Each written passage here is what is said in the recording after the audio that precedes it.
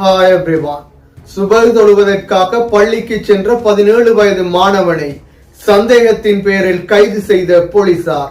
தனது மகன் பள்ளிக்கு சென்று வீடு திரும்பாமையினால் 50 முறைக்கும் அதிகமாக அழைப்படுத்தும் பதில் கிடைக்காததினால் அதிர்ச்சி அடைந்த தந்தை. இலங்கையில் இன்று வரைக்கும் சந்தேகத்தின் பேரிலே கைது செய்வது தொடர் கதையாக காணப்படுகின்றது. சந்தேகத்தின் பேரில் ஒருவரை கைது செய்தால் அவருடைய விபரங்கள் பெறப்பட வேண்டும்.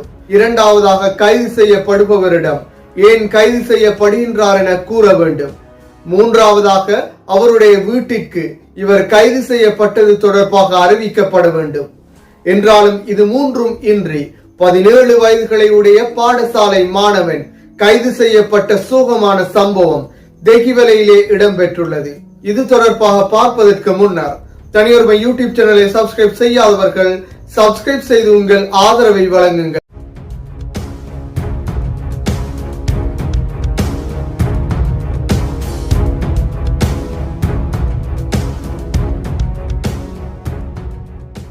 சினிமா பாணியில் இலங்கையிலும் போலீசாரின் கைதுகள் தொடர்ச்சியாக இடம்பெறுகின்றது.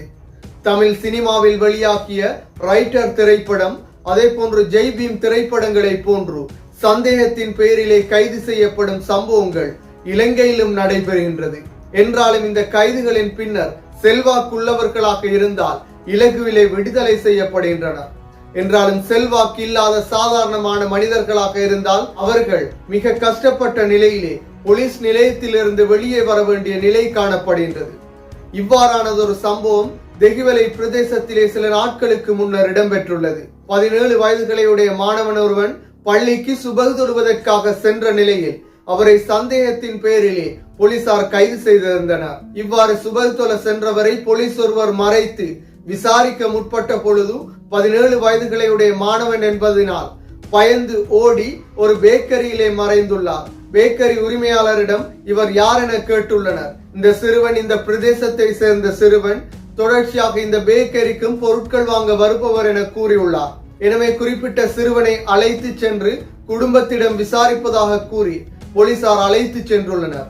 என்றாலும் குடும்பத்திடம் அழைத்து சென்று விசாரிக்காமல் நேரடியாக போலீஸ் நிலையத்திற்கு அழைத்து செல்லப்பட்டிருந்தார். அதன் பின்னர் குறிப்பிட்ட சிறுவனின் தந்தை பள்ளிக்கு சென்ற தனது மகன் ஏன் இன்னும் திரும்பவில்லை என்ற காரணத்தினால் தொடர்ச்சியாக அவருடைய தொலைபேசிக்கு அழைப்பை ஏற்படுத்தியுள்ளார். 50க்கும் அதிகமான தடவைகள் அழைப்பை ஏற்படுத்தியும் பதில் எதுவும் கிடைக்கவில்லை. அதன் பின்னர் காலையிலே போலீஸ் நிலையத்திலே முறைப்பாட்டை வழங்குவதற்காக குறிப்பிட்ட தந்தை சென்ற பொழுதே தனது மகன் கைது செய்யப்பட்டுள்ள விவரம் தெரிய வந்துள்ளது. போலீஸ் நிலையத்திற்கு இவர் சந்தேகத்தின் பேரிலே கைது செய்யப்பட்டு அழைத்து செல்லப்பட்ட நிலையில் அவருடைய டி ஷர்ட்டும் கலட்டப்பட்ட நிலையிலே போலீஸ் நிலையத்தில் இவர் அமர வைக்கப்பட்டிருந்தார். அதே போன்று இவருடைய தொலைபேசிக்கு அழைப்புகள் வந்த பொழுதும் குறிப்பிட்ட சிறுவன் இந்த அழைப்பை எடுத்து தருமாறு கூறிய நிலையிலும் அவருக்கு தொலைபேசியை வழங்கவும் இல்லை. இவர்கள் அந்த அழைப்பை எடுத்து யார் பேசுகின்றார்கள், எதற்காக எடுத்தார்கள் என்பது தொடர்பாகவும் விபரங்களை பெறவில்லை.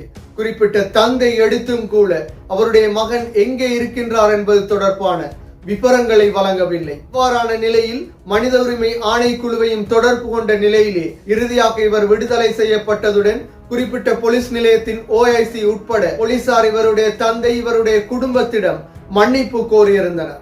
எனவே ஒரு சில போலீஸ்காரர்களின் தவறான செயற்பாடுகளையே இது வெளிக்காட்டுகின்றது. 17 வயதுகளுடைய மாணவன் ஒருவனை சந்தேகத்தின் பேரிலே கைது செய்தால் என்ன செய்ய வேண்டும் என்பது கூட அறியாதவராக இந்த கைது செய்த போலீசார் காணப்படுகின்றார். அதே போன்று ஒருவரை சந்தேகத்தின் பேரில் கைது செய்தால் முதலிலே அவருடைய விபரங்கள் பெறப்பட வேண்டும். அதன் பின்னர் அவர் ஏன் கைது செய்யப்படுகின்றார் என்பது தொடர்பாக அவரிடம் குறிப்பிட வேண்டும். அதன் பின்னர் இவருடைய கைது தொடர்பாக அவருடைய குடும்பத்திற்கு அறிவிக்க வேண்டும்.